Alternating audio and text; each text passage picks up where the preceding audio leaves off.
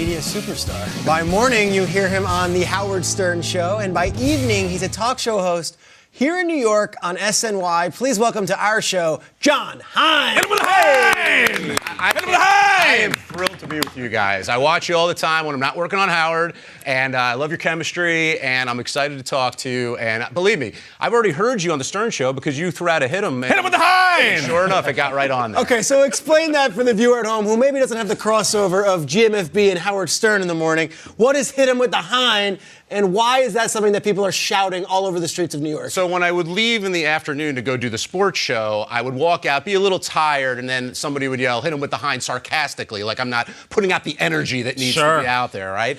And then Howard picked up on it, brought me in, saw I didn't really like it that much, and that was the biggest mistake I ever made because he would constantly say it, you know? And then as a huge sports fan and a football fan, you'd hear different broadcasters say it, you know, like on a hard hit or whatever, and it was like, wow, that's kind of cool. And then Jimmy Kimmel, who's a big Howard fan, said it at the Emmys, he said it at the Oscars. And I'm like, wait a minute, like, what did I do, you know? So I was the benefit of having the right last name, which was kind of cool. We are obviously huge fans of the show. I'm thinking Jeff the Drunk, the late Eric the Actor. I used to love Blue Iris, Beetlejuice. All of this family in the Howard Stern Show. Do you have a favorite story or a moment that you can share with us that's safe for the air? Oh, well, we'll talk during the break. Great. But, there's a couple, I would say. The Whack Pack is crazy. Sour Shoes, amazingly talented guy, huge sports fan. But, like, favorite moment, working with Howard every day is a really cool thing because he's the best in the business.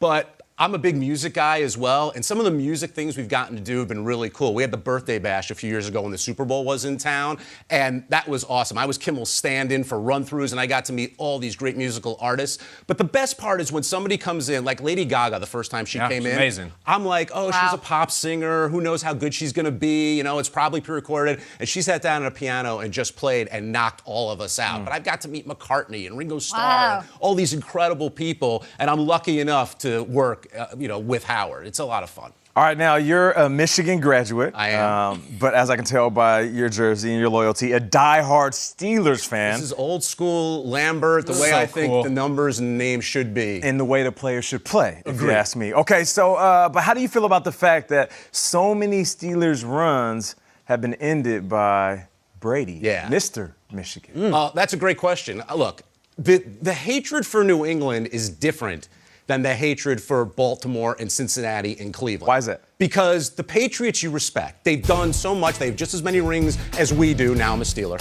Just as many rings as we do. But Brady went to Michigan, so it's a lot easier for me to digest. The Ravens, I can't stand. The Bengals, I can't stand. The Browns, I can't stand. Because there are divisional rivals, and usually we're better than they are. But now, we've got Devin Bush. Okay? Talk about it. Don't sleep on Devin Bush. That guy is fantastic. When Ryan Shazier went down, we've missed him in the middle of our defense so much. So now I got a Michigan guy to counter what Tom's doing. Wow. So it's going to be Michigan versus Michigan, one of which went to New England, but we're going to forget about that. So, and opening night, I mean, it's going to be very interesting how the Steelers do up in New York. You're going to have to get one of those Bush jerseys. The Devin, the 55. Of course. All over it. I don't believe any Steelers fan that says that they haven't been keeping tabs on Antonio Brown, like that they don't watch what he's doing and any of the drama that he's creating out there on the West Coast. So I don't believe you if you say that you don't follow it. What are you making of Antonio Brown, this whole saga, and how has it changed how you view him? Well, even if I didn't want to follow it, you can't help but follow it. He's everywhere with the helmet, with that stuff with Ben now. Ben says he never should have called him out. Antonio's like, we were never friends. Here's the thing about Antonio Brown, I'll say to Raiders fans. Don't judge Antonio Brown until game one of the season. Because the off-the-field antics will drive you nuts. You have no idea he's crazy, this and that. Nobody practices harder, nobody plays harder, and nobody is as good of a wideout as Antonio Brown is. So I think you have to kind of forget about all the personality stuff. He'll have a helmet that works. Don't worry about it. Carr is going, and Gruden are going to be in love with him because you can put three guys in Antonio Brown. He's going to feel get open. That's incredible. All right, all the things you've got going, all the things you've done, you also put the term jump the shark on the map. That you are the guy, the term meaning you go back to Happy Days and when Fonzarelli was water skiing and literally jumping over a shark in an episode, it became a term for what you say something stops being cool or relevant. It's the moment you know when something is never going to be as good as it was. And that jump you're talking about was a 3-part, let's take the cast out to Hollywood episode 2, which is a sign that things probably aren't going to be so good. All right. I'm a big Potsy guy, but let's we're going to post some things to you. You tell us if they've jumped the shark. Okay. Baker Mayfield's outspoken persona. Does it have the leather jacket and the jean shorts going over the ramp? Has it jumped the shark? I don't think so. Look, I know with the recent stuff, he keeps talking about Daniel Jones. I don't think he actually meant to hit Daniel Jones, and he explained himself. I kind of like what Baker Mayfield's doing in Cleveland as much as I dislike the Browns. The Browns have been desperate for a quarterback since what, like Brian Sipe? I mean, it's been forever. So I like the fact that he's out there, he's doing what he's doing, but the bottom line is you got to back it up on the field. And Baker Mayfield, I think, has the goods to back it up on the field. Plus, I love what he did to Ohio State when he was in college. Hey, boom! Okay. Never gonna, love that. Okay. So I would say no, Baker Mayfield's antics have not jumped the shark. All right, has this jumped the shark? The term, the overly used term, the GOAT. That one, I think, I do think the GOAT has jumped the shark. There was an article today that talked about, has the chicken sandwich debate jumped the shark? Okay. So, and which is the GOAT chicken sandwich? Yes. Like, come on. When I think of the greatest of all time, I think of Muhammad Ali. Yeah. He's the one who said it. He's it, okay? Is Brady the greatest? Absolutely. You can't argue with what he has done.